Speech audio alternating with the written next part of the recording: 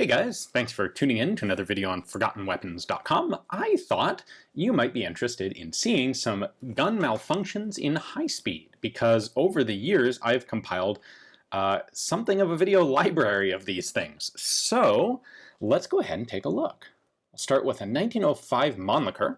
The ammo out there for this is, wait for it, not always reliable. So yeah, that's a dud. Here's a Type 99 Nambu that the gas system isn't quite adjusted right on. So closes, you can see it lock, fires.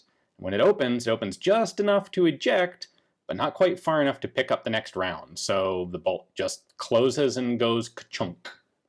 Here's that 276 Pedersen, ejects the case, can't quite get the clip out of there. That's just going to kind of bounce around in the action for a moment. That, by the way, was an extraordinarily cool gun to shoot, and we got some amazing, awesome, regular high-speed footage of it. But we also got that Malf.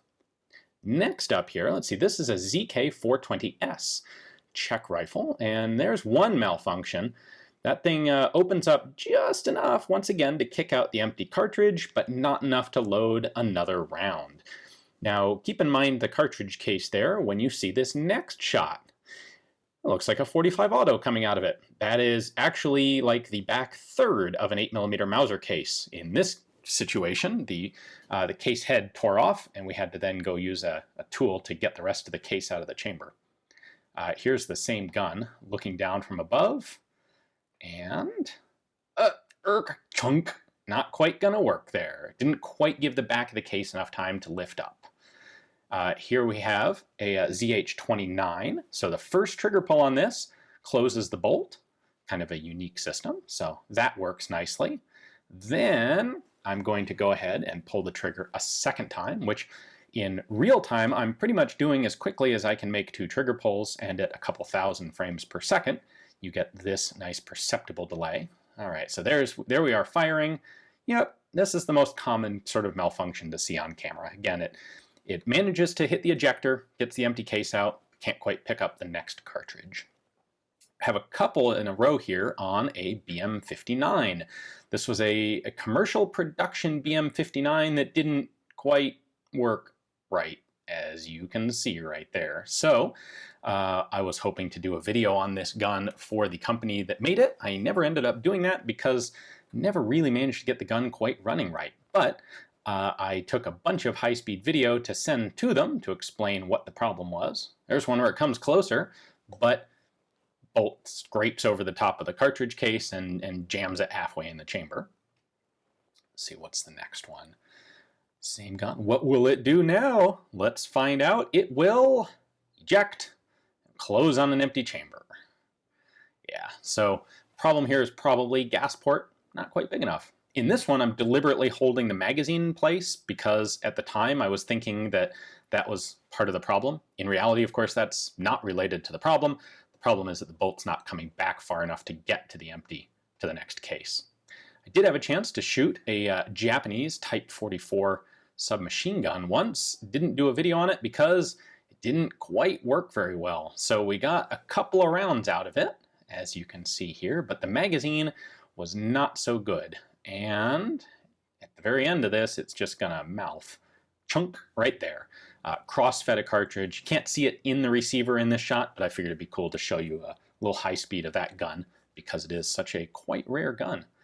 Now, if you saw the Zip 22 video that I did, you know what's coming here. This thing created all sorts of funky malfunctions. So there's one. You can see the next cartridge get jammed up over the top of the barrel. That's not so great. Let's see, what do we have on this one? This time, the empty cartridge just doesn't really want to come out at all, and the bolt jams open. Also, really, malfunctions are kind of the norm for this piece of firearms junk. I guess we got one more of these guys. Let's see. Yeah, that one, the empty case comes out, and then it fails to feed the next cartridge. Awesome. Well done, guys. Also, tried to do some video on a Breda PG recently, and it worked, but not very well, not reliably. So what I was trying to do here was get a 4-round burst, because one of the things about the Breda PG is that it was the very first gun out there to have an actual like cycle limited burst mechanism. So I was trying to show a 4-round burst, and I gave it 3 tries and never quite got one. So the first time I got 1 round, this time I got 2 rounds, and on the last one, how many do I get on the last one? There's 1 round. You see the case bounced off the front of the receiver there. That's 2 rounds, and that's it. Just 2 rounds again. So we gave up after this point, so I don't have any footage looking down right into the action, unfortunately. This is a fun one. I had a Boberg, or a Bond Arms Bullpup 9. It says, do not fire Blaser ammunition. So I immediately, of course, got some Blaser ammunition and went out and tried it. Now, let me show that to you one more time. Now, in fairness to Bond Arms, they specifically say don't do this, but it is one of the most magnificent malfunctions I've ever caught on camera. So if you watch closely, you will notice that because there's no taper crimp to this ammo, it pulls the cartridge back off of the bullet. You can see the bullet down there just barely. The powder gets dumped. The bullet then breaks free of the magazine, rotates 180 degrees, gets stuffed back in the case like a wad cutter, and then almost chambered. That's just glorious.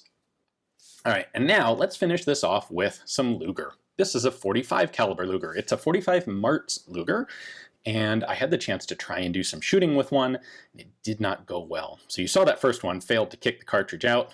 Ooh, there's a fun one. The cartridge kind of goes down instead of out, flips around 180 degrees and gets jammed in the front of the toggle. So that's not so successful. Let's go ahead and try another shot. Here we go. Maybe it'll work this time. Let's see. Bang. Oh, wait. The cartridge kind of stays where it is, and pulling the gun down out of recoil allows it to come out of the chamber. But in this case, the toggle locks open on something. I think it probably pushed the cartridge forward into the barrel face there. Not very much, but certainly failed to work. Give it one last try here. A little bit more angle in the top on this particular shot. Kick out the cartridge, but nope, only chambers the next one about halfway. So, sad trombone. My experience with Martz Lugers has not been good. At the same time, we also tried out a 32 Martz Baby Luger, and no dice there. There's supposed to be an empty cartridge case that comes out, but no. So try it again. Maybe 2 hands? 2 hands? Will 2 hands make any sort of difference on it? Here we go, and no. Ejector doesn't quite kick the case out fast enough, and it gets jammed in front of the toggle face. Got one more shot here. Can we do it? Can we? Maybe. Oh, yes, almost. Except that it didn't actually pick up the next round in the magazine, so the next shot was just a click. Anyway, that's just a little assortment of firearms malfunctions and whoopsies that I've caught in high speed. I think they're really kind of cool to watch in high speed. It gives you a view of the mechanism that you don't often see. So hopefully you guys enjoyed that. We'll be back again tomorrow with another cool video for you. Thanks for watching.